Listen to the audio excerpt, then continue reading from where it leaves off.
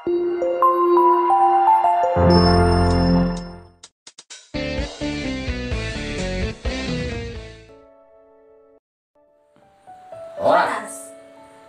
kami dari keluarga Pak Mariati Damani, Paroki Santo Petrus dan Paulus, Batu Lima.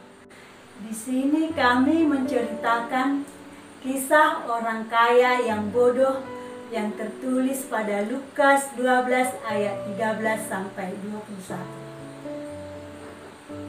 Seorang dari orang banyak itu berkata kepada Yesus, "Guru, katakanlah kepada saudaraku supaya ia berbagi warisan dengan aku."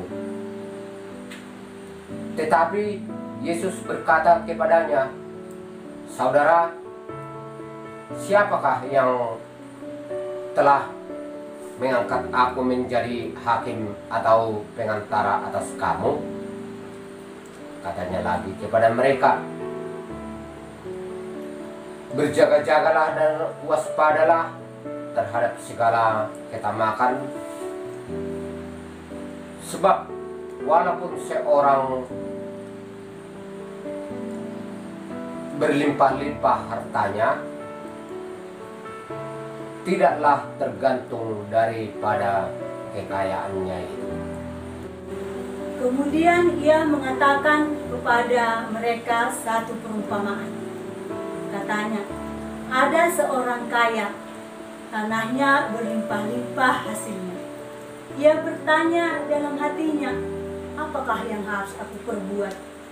Sebab aku tidak mempunyai tempat di mana aku dapat menyimpan hasil tanahku. Lalu katanya, inilah yang akan aku perbuat. Aku akan merombak lumbung-lumbungku dan aku akan mendirikan yang lebih besar dan aku akan menyimpan segala gandum dan barang-barangku. Sesudah itu, aku akan berkata kepada jiwaku, jiwaku, ada padamu banyak barang-barang. Tertimbunlah untuk bertahun-tahun lamanya, beristirahatlah, makanlah, minumlah, dan bersenang-senanglah. Tetapi firman Allah kepadanya, "Hai engkau orang bodoh, pada malam ini juga jiwamu akan diambil daripadamu, dan apa yang telah kau sediakan untuk siapakah itu nanti?"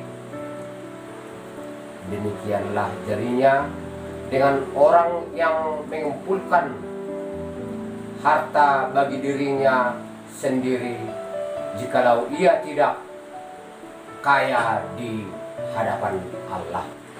Apa makna kisah orang kaya yang bodoh? Yesus mengatakan kepada orang banyak agar mereka berjaga-jaga dan waspada terhadap ketamakan. Tamak artinya keinginan untuk menjadi selalu memperoleh harta yang sebanyak-banyaknya.